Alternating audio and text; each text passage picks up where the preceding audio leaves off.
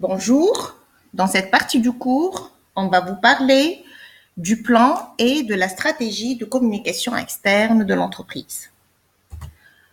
Les objectifs spécifiques sont, on va vous montrer tout d'abord comment élaborer un plan de communication externe pour une entreprise, puis on va vous montrer comment mettre en place une stratégie de communication externe. On va commencer par notre plan de communication. Ce plan comporte 3 phases. La première phase est l'analyse de la situation. Il s'agit d'analyser les informations qui se rapportent aux produits de l'entreprise, au marché dans lequel opère l'entreprise, par exemple marché de textile ou bien marché de produits agroalimentaires, aux consommateurs de l'entreprise, par exemple femmes, ou bien hommes, ou bien personnes âgées, etc. Et aussi les concurrents principaux de l'entreprise. Et préciser aussi s'il s'agit d'une forte ou d'une faible concurrence. La deuxième phase de notre plan est l'argumentaire marketing. Ici, l'entreprise va prévoir les objectifs marketing, ces objectifs marketing, qui sont principalement l'objectif de croissance et l'objectif de part de marché. On va dire par exemple qu'on va poursuivre l'année prochaine, qu'on va poursuivre un objectif de croissance de 20% et un objectif de part de marché de 10%.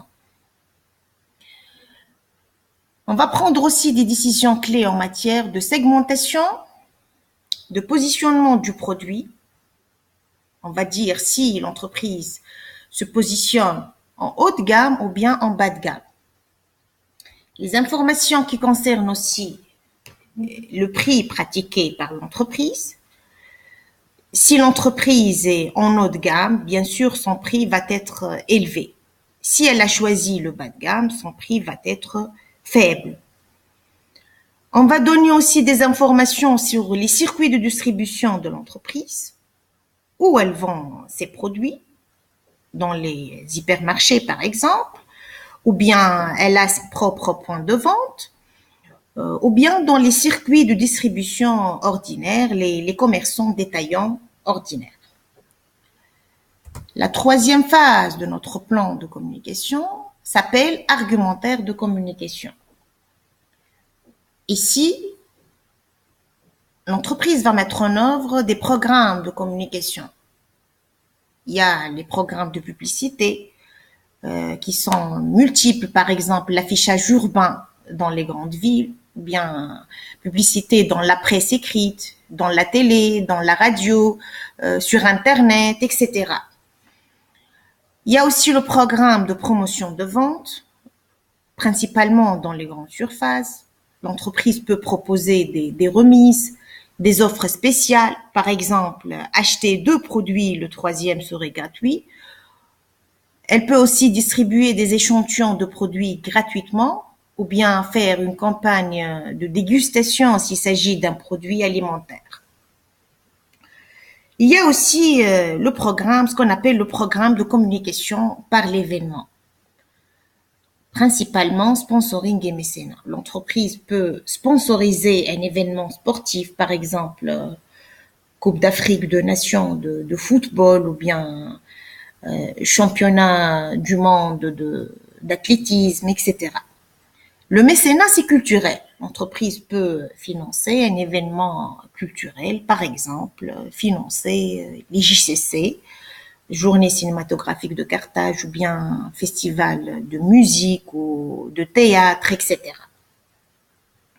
Voilà donc pour notre plan de communication externe. Une fois notre plan est prêt et achevé, on peut passer à la mise en œuvre d'une stratégie de communication externe pour notre entreprise.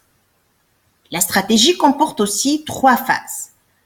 La première, c'est le choix de la cible de communication. On va identifier notre cible de communication, qui est l'ensemble de personnes que l'on veut toucher par notre action de communication. Ici, il est important de préciser que la cible de communication est plus large que la cible marketing. Par exemple, pour une publicité, notre cible de communication, c'est toutes les personnes qui vont regarder la publicité dans la télé. Alors que la cible marketing, c'est uniquement les personnes qui vont acheter notre produit, qui vont passer effectivement à l'acte d'achat. La deuxième phase de notre stratégie de communication externe, c'est le budget, c'est la fixation du budget de communication.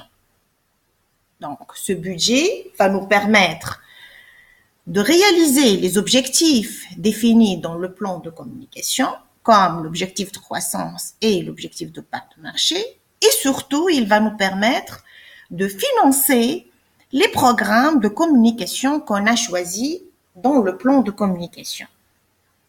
Par exemple, si l'entreprise a choisi de faire une publicité dans la télévision, il faut prévoir un budget important, car la publicité, c'est un programme très coûteux. Par contre, si elle a choisi de faire un affichage urbain dans les grandes villes, par exemple, le budget peut être un budget moyen puisque l'affichage n'est pas coûteux par rapport à la publicité.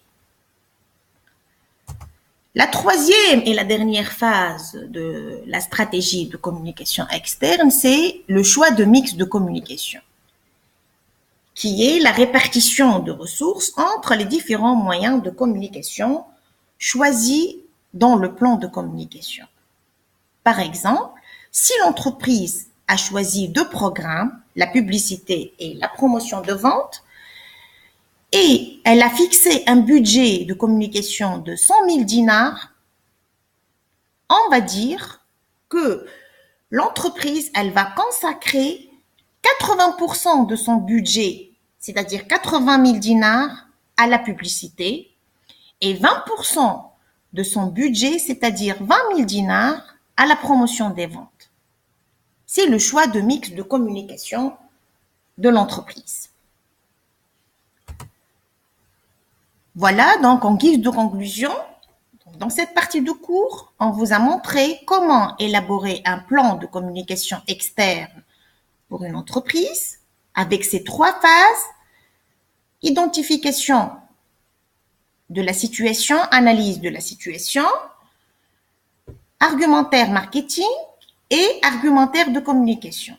Puis, on vous a expliqué comment, à partir d'un plan de communication, comment mettre en place une stratégie de communication externe avec ces trois phases aussi, à savoir identification de la cible de communication, fixation du budget de communication et enfin, choix du mix de communication. Merci pour votre attention.